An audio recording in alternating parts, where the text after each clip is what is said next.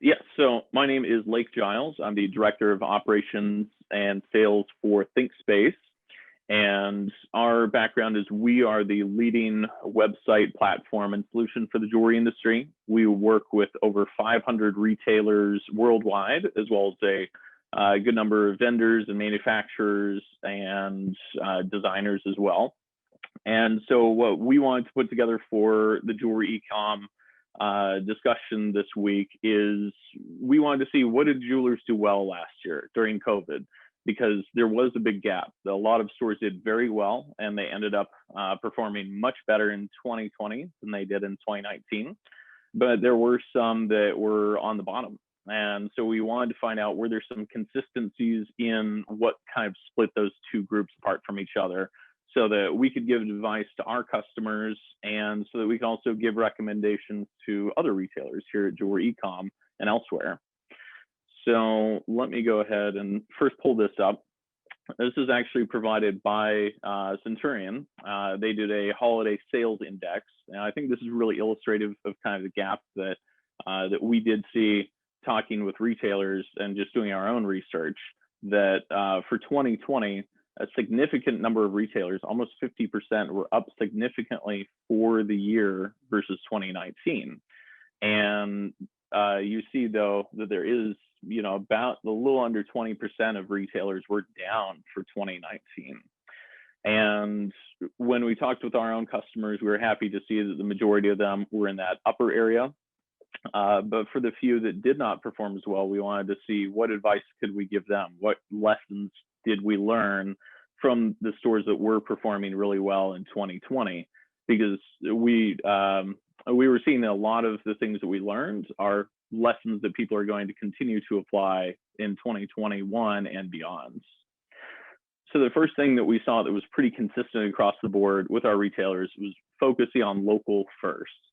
That customers, they really want to support local businesses if they can.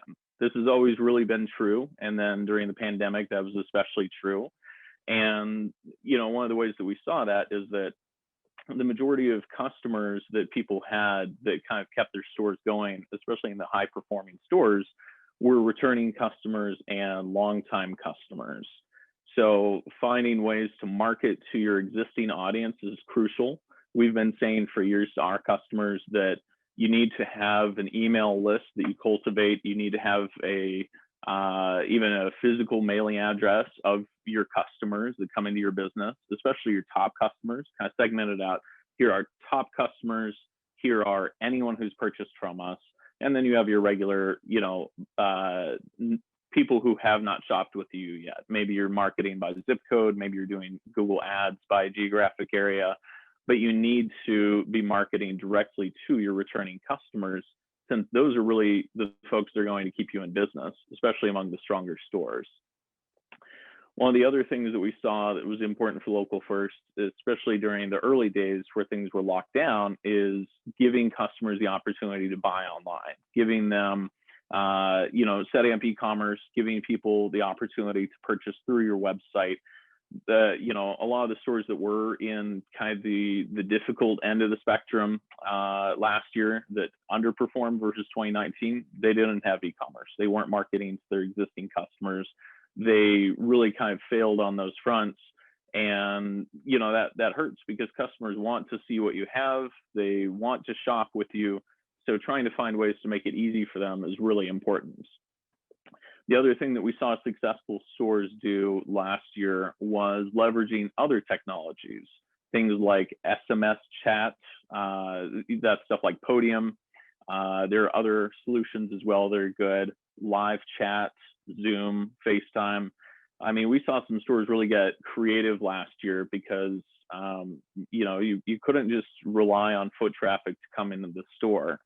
So some of the more creative things that we saw from successful stores were live online Facebook auctions. We saw some Facebook trunk shows where they would get a designer to log in at the same time as them, and they would add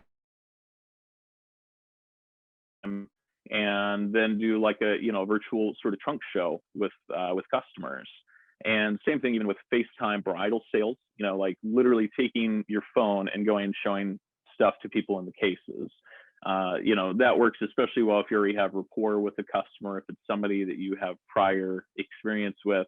And that's a good option in lieu of e-commerce. I think that it's not one or the other. Ideally, you want to be leveraging kind of all these different technologies and seeing what works with your customers.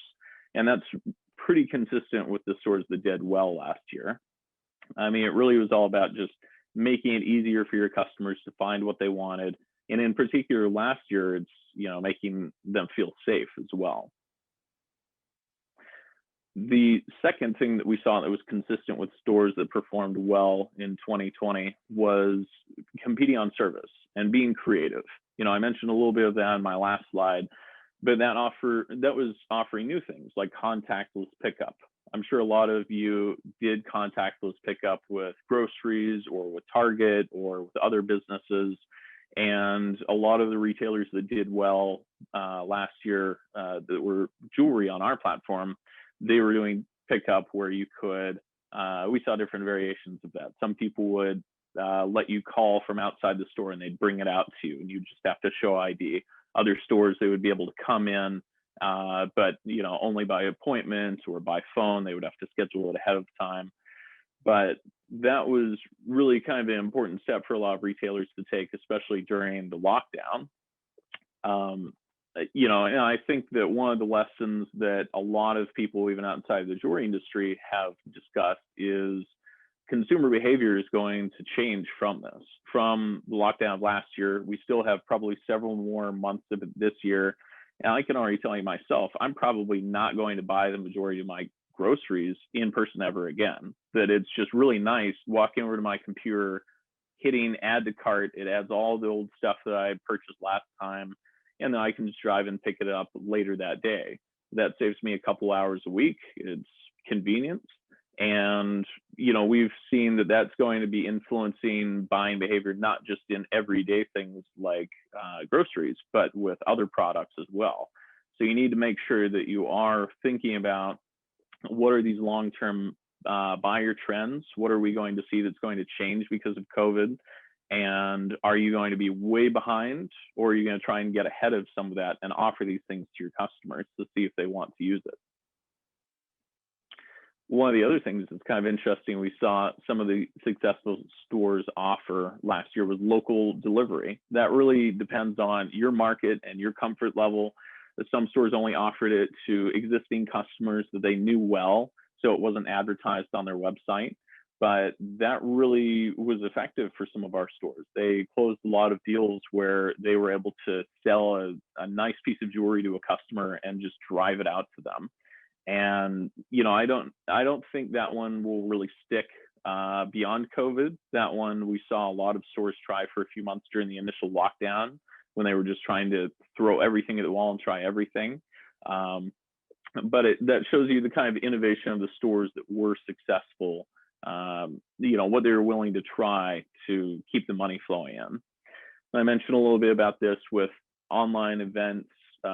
One that I didn't mention here that's noted is giveaways.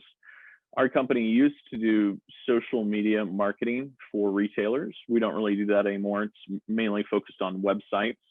But one of the things we saw a resurgence of was stores doing giveaways on social media. So the idea is if somebody likes your Facebook page, then they're automatically entered to win a product, usually something nice, like maybe some Takori CZ earrings.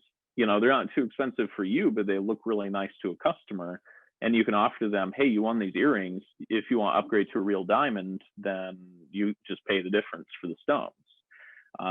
So we saw a lot of retailers dabbling with that again, just as another tool in their arsenal, trying to connect with customers.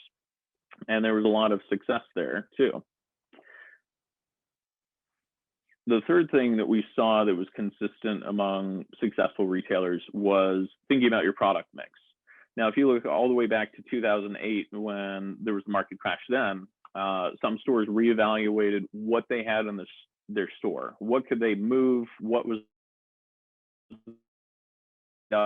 because all of you have lots of money tied up in jewelry, but when things were tight early in lockdown, you didn't have money to put into other things, to pay for employees, to try new marketing initiatives. So making sure that you have products that you know you can move is really crucial. And some of the things that we saw this last year kind of mirrored a lot of what we saw in 2018 or 2008 as well. High-end customers were still buying a lot of jewelry. We were seeing bridal did not really increase, did not really decrease among our customers. People are still getting engaged. They might be delaying the actual ceremony, but that's not stopping them from shopping for bridal. So having good brands, having those visible is really crucial. And then the other segment, this is one that we've seen for a number of years, but I think a lot of stores really woke up to it last year, is how crucial gifts under $500 are. That is the majority of sellers on your website. And just the same, customers that have shopped with you, maybe they bought their engagement ring from you, or they bought a nice Rolex from you, those customers still need to buy less expensive gifts for people too. And that's where we saw even some of our some stores that are typically very strong, they reevaluated their product mix because customers were coming in looking for things that were less expensive and they didn't have them. So they needed to act quickly, try and get some brands in their store that they could sell to those folks.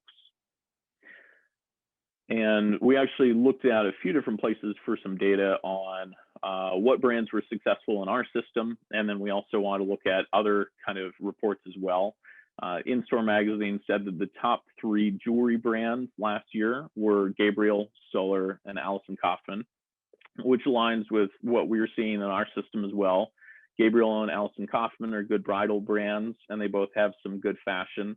Their stuff is a little above that 500 price point, but you know, obviously those sold very well for people reporting to in-store. And then Stoller is just a great all-around that has products kind of across the spectrum. That does have a lot of those under 500s. And then same thing with the top performing watch brands that they reported. They saw that Rolex was the one of the top sellers. So there's the high end of the market again. High end is still buying. And then you have Citizen and Belova that are typically more reasonably priced, less expensive. And so you can kind of, by having that mix there of the really high end and then stuff that people can afford more, you can reach both ends of what customers are looking for in your store. The fourth thing that we saw that was consistent is just how important having a strong website was. That the stores that were at the bottom of 2020, that they underperformed versus the previous year, they didn't have a strong website or they weren't utilizing it properly. That was pretty consistent. One of the first issues that we saw is a lot of stores were not indicating if they were open or not. That's not just in the jewelry industry, but in other industries as well. That places weren't updating their Google hours, they weren't putting what their safety protocols were, they were not indicating if they had curbside pickup. Those are things that you should be doing both on your website and then on Google as well, because if a customer comes to your site and they think you're open and you're not, and they call you or they come and you visit, that's a bad experience for them, and they might not give you another opportunity. So you have to make sure that you're keeping up on those things. And it's such a simple thing, but so many businesses miss that, not just in jewelry, but in other industries last year.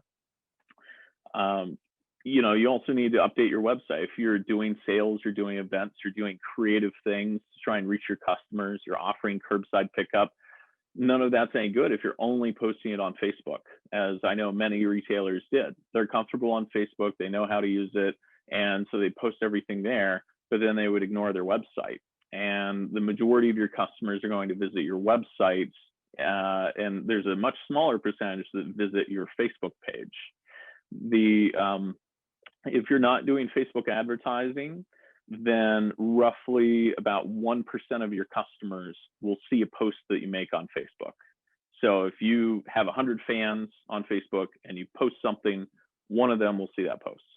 So it's good that you're still posting on Facebook. It is important, but you also need to be doing Facebook advertising to that. And you also need to be posting on your own website so that your customers will see that. Otherwise, you're just posting things into the void and not everyone is seeing it. The other area I mentioned earlier is missing out on e-commerce. A lot of stores are not equipped yet for e-commerce, and everybody for years has kind of said, "Oh, I don't want to mess with e-commerce. I'm not going to put the effort into it." Well, many of them really wish they did in 2020. Those were opportunities for them to sell when they were closed, and then even later in the year, we actually saw total sales on our platform increased fourfold from 2019 to 2020. So there was a significant amount of commerce happening all year long, not just during COVID, but from beyond that. And I expect that next year that number should increase again because customers' buying behaviors changed. Customers realized, hey, this is my local store. I like them. I'm already comfortable with them.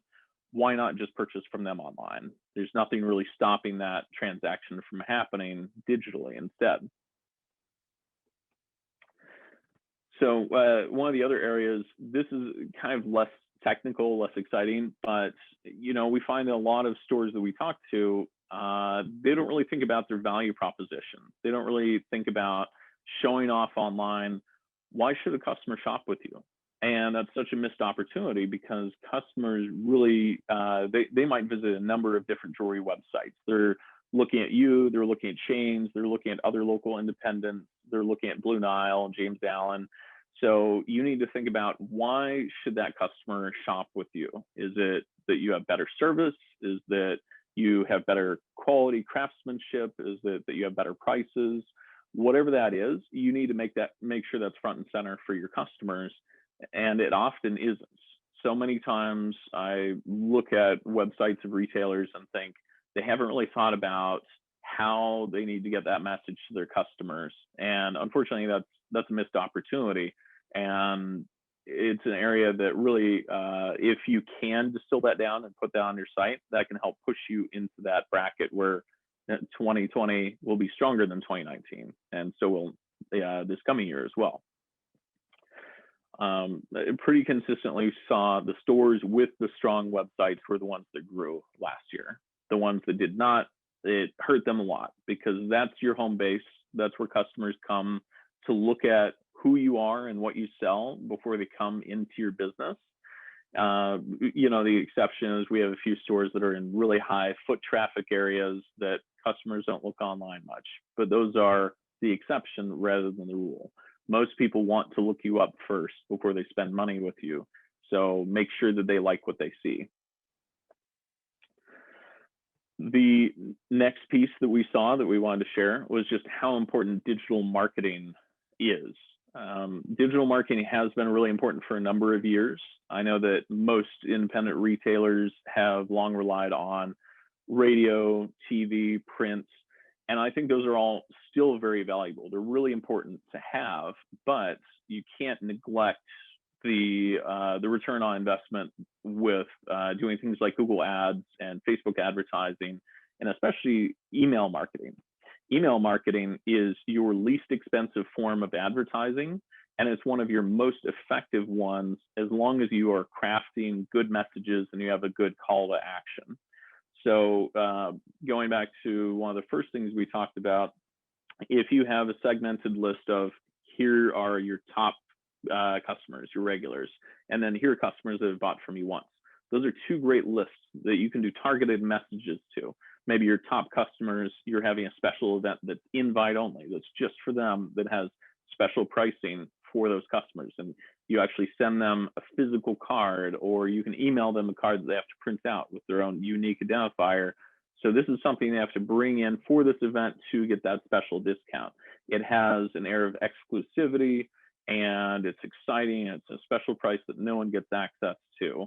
And that's something that you can do to reward customers that you like and that have spent money with you.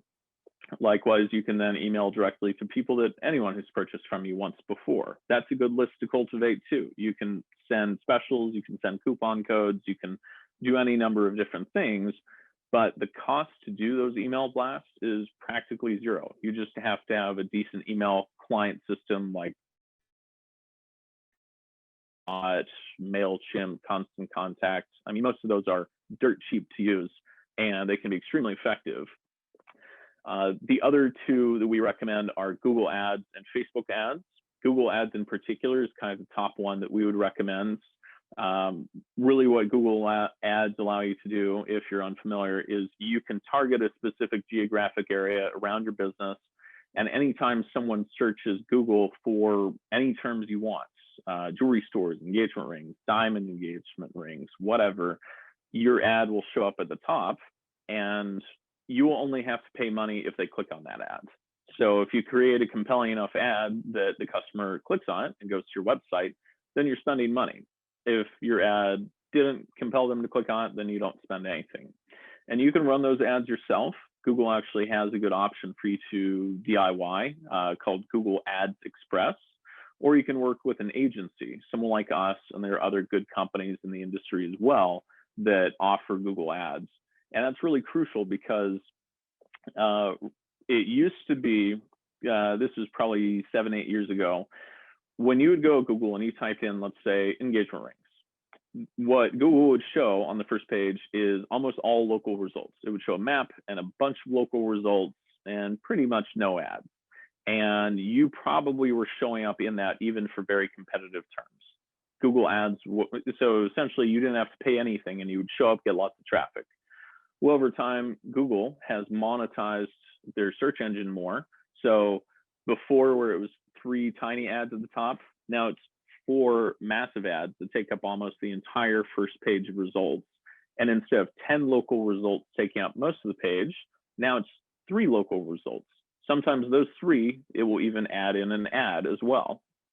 So what's happened is if you aren't spending money advertising on Google, then the amount of real estate that you've got, the likelihood of a customer finding you has shrunk significantly with search engines. And it's really a bummer for small businesses. You know, I think that trend is not a good one. I think that they should show more local businesses in their results, but you know, they want to make money. They want to monetize it. They want everybody to spend money on Google Ads. So it is important that you think about trying that out so that whatever terms you want customers to find you for, that you're actually showing up for those search results. And when you do get customers to your website, you can also do retargeting.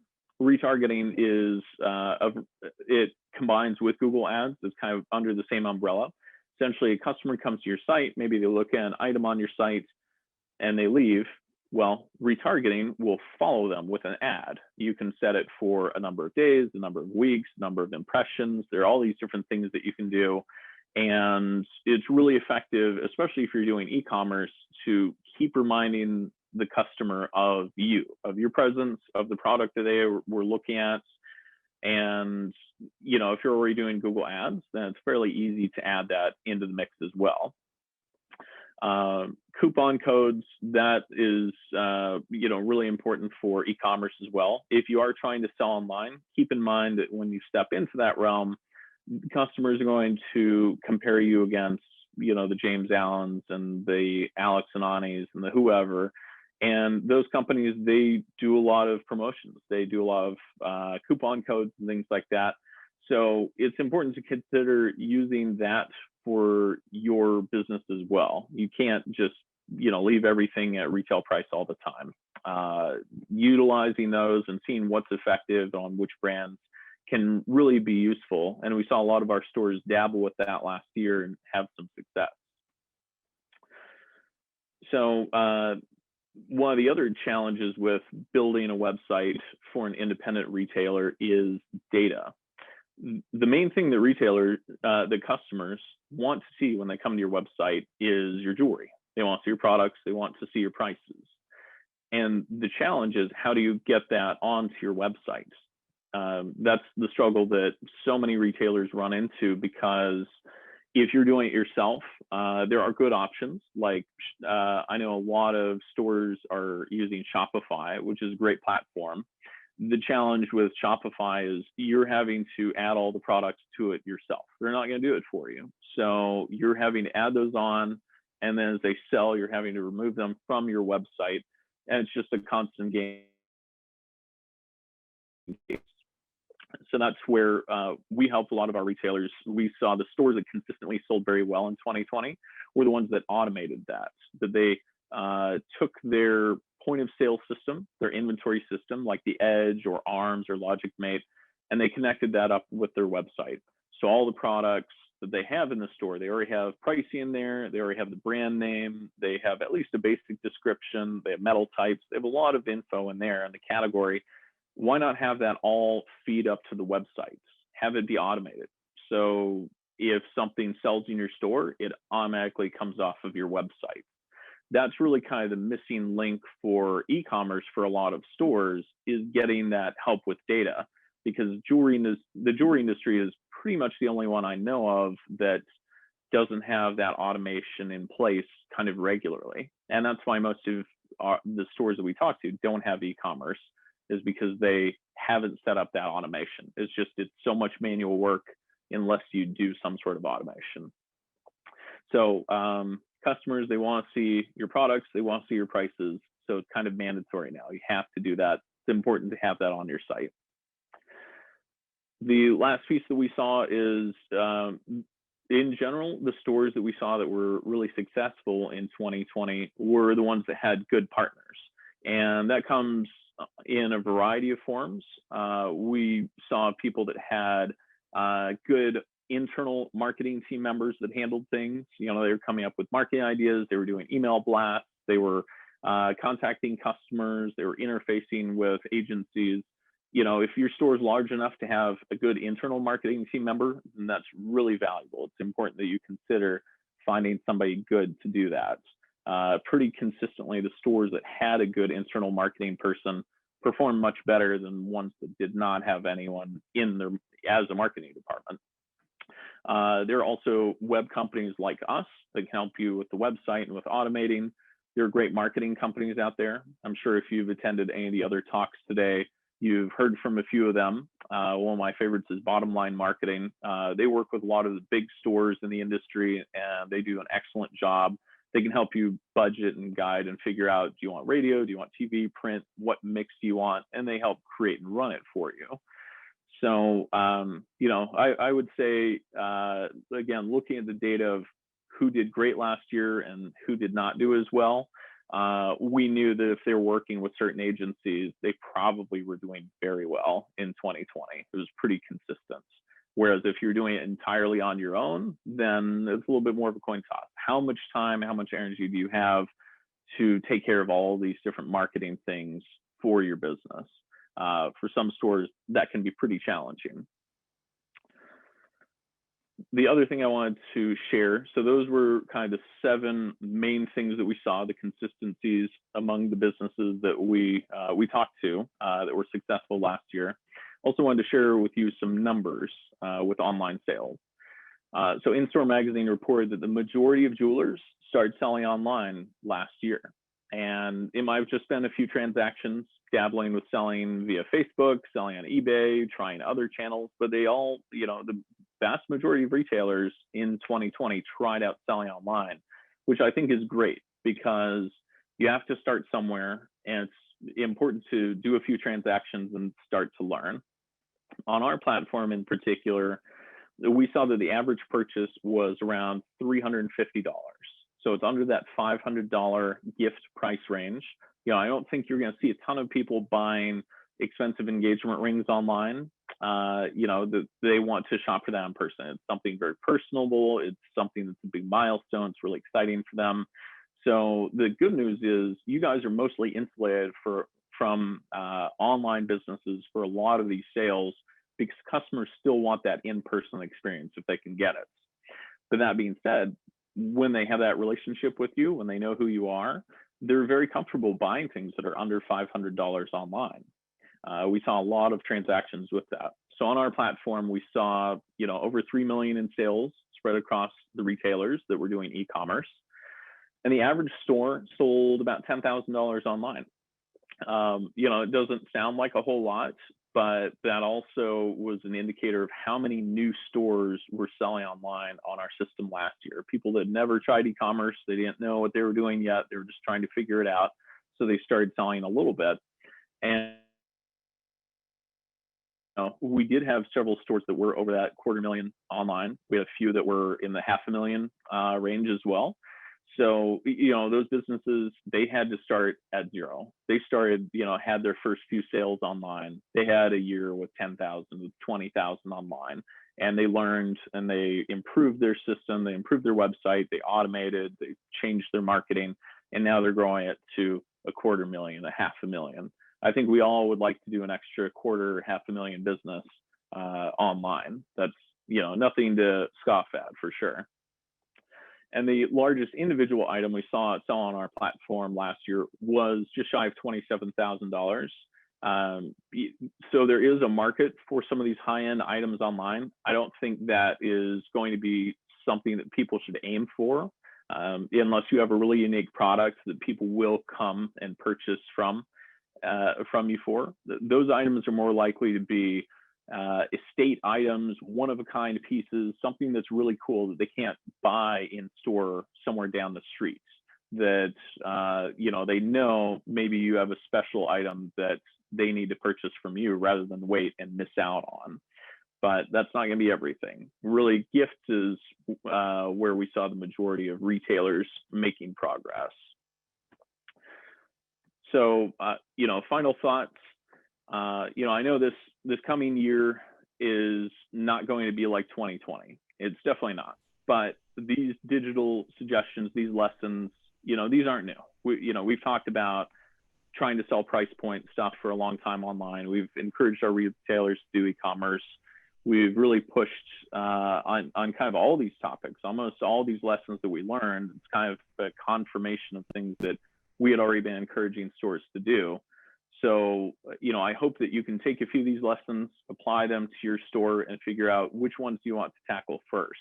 Because regardless of what 2021 brings, if you can start to implement some of these, then you can at least catch up, or maybe if you're already caught up, you can start to get ahead and stay ahead of the curve.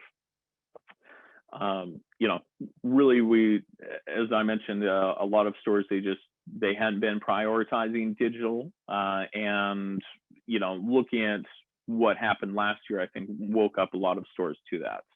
So let's look at what happened and let's start planning for the future.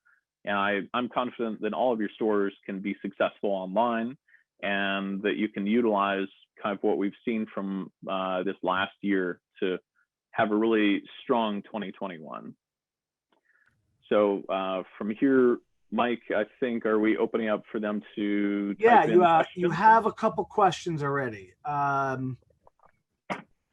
First, from Cameron, he's been struggling to find a system that is two-way for the Edge and their WordPress WooCommerce site. They need the Edge, but they've only found a one-way system, like a link, a one-way between the two. Do you have any insight into that? Yeah, very good question. So the Edge is a great platform. That's kind of the dominant one in the industry in terms of how many stores use it. And so that's a good one to stick with. Now, in terms of integrations, there are 3 companies I know of in the jewelry industry that do Edge integrations. There's Punchmark, and they have their own proprietary platform, so they don't work in WordPress, and they do a 2-way integration. There's GemFind. They also integrate with the Edge, and I believe they've moved everything over to Shopify. I don't know if they support WordPress anymore. And if they do support WordPress, they might only do a one-way integration, unfortunately. And then there's us. We also, we do integrations. We have our own custom platform called Thinkspace, and we're working on 2-way integrations right now as well. That's something that the Edge had in beta for a long time, and now we're starting to roll out to our customers.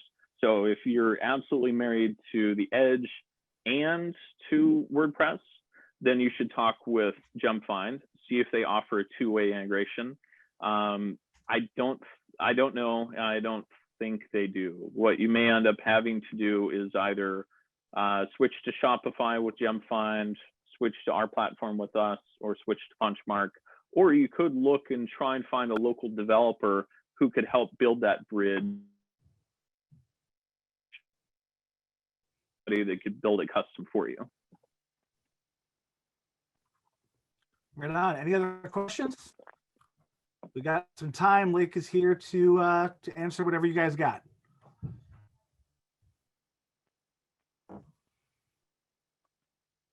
Yeah, I'll throw a question in to try to stir things up a little bit, Lake. This is Howard Halvin from over at Jewelry Ecomm and H2 Events. The question that I've got is looking at the trends in what retailers are doing.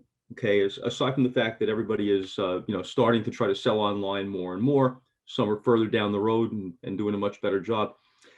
Can you talk about to what extent everybody is using their site analytics to better their game, or are they still is that still kind of in the background? What's the status of that? And are people benefiting from their own data? Very good question. So most retailers, I would say at this point, don't understand how to read their Google Analytics, unfortunately. And so I think that's a big area of opportunity, that usually the only stores we know that do look into their site data are usually ones that have an internal marketing person that has studied digital marketing a little bit and can give them guidance. Because what you're alluding to, in case retailers anyone on the call isn't familiar with this, for every website, you should be able to install a small free tracking code on it called your Google Analytics code. And what that will do is it will track all the data, all the visitors that come to your website. Where are they coming from? How long do they stay on your website? What pages do they visit? Do they purchase anything? All of that sort of data is out there, and you should have access to it. And so that sort of information should be driving decisions on what particular products are people looking at most on your website. Are there particular markets or keywords that people are visiting your website from that maybe you need to double down and focus on those more heavily? I mean, there's a lot of different areas of opportunity to utilize your analytics for your site that, frankly, I would say probably 98% of retailers that I talk to haven't really explored that much yet. So that's something definitely worth doing. And any retailer here who's on this call, if you have a marketing agency or if you have an active web company, you should be able to ask them to just give you a lesson. Log on, do a screen share. They should be able to give you 30 minutes of their time to walk through and show you what the data means, how's the performance. And if you don't have somebody like that, then I would be happy to look at your data for you and kind of show you what's some top level information. How is your site performing, and where are some areas of opportunity for you? What are things that maybe you should be changing? Right on. I'm going to throw you another one. Is there a question in the chat, Mike? No. Okay. Then I'll throw you another one, and that is, everybody wants to get a lot of products online, thinking they're just going to sell more and more based on how many products they have on their website, and because it's free after all. Inventory doesn't cost more money when it's just photographs, so may as well put lots of it on.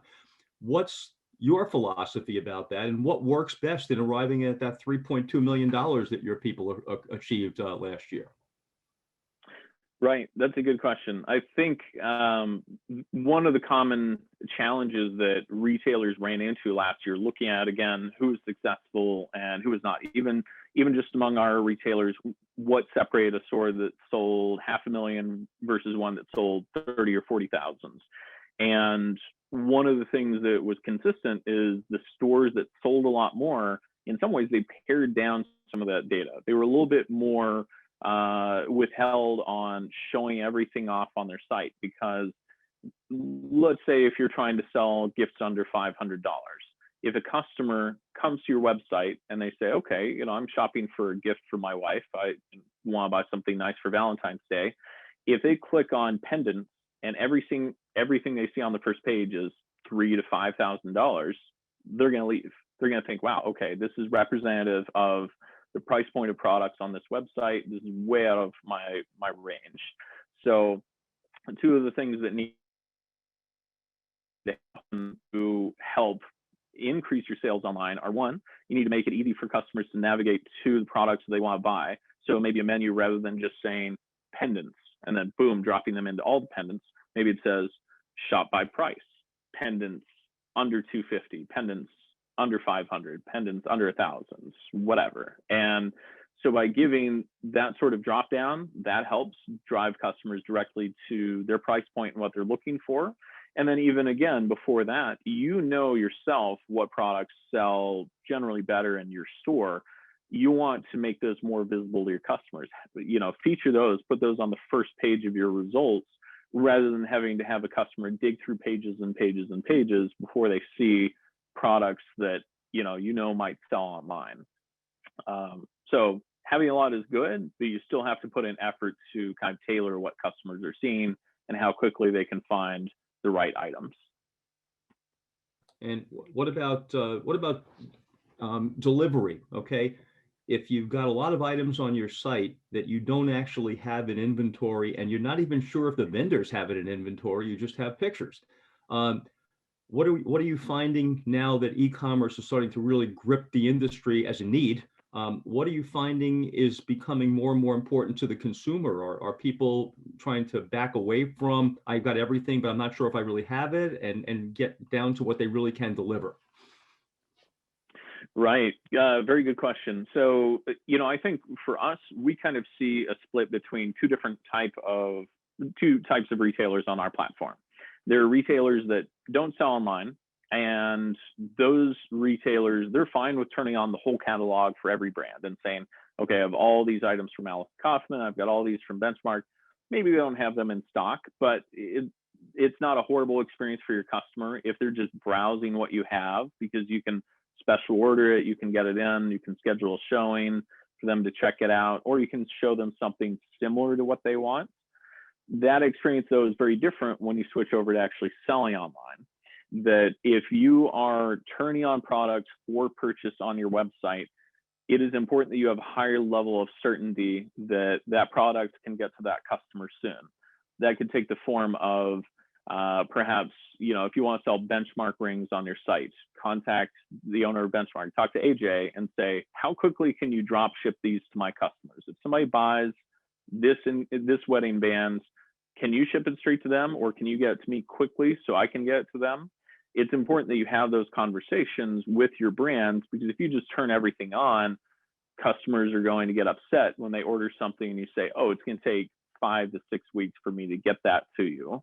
And that's, again, where the stores that really sold the most on our platform, they weren't even using these big, broad vendor catalogs. They were integrating with their inventory system, with the Edge or with something else, so that they knew with a high level of certainty that every single product on their site, they could ship out today if somebody bought it online today. So I think that is really, anyone who wants to do e-commerce, that is the direction that the industry is going to go in, and that's who's going to be the most successful.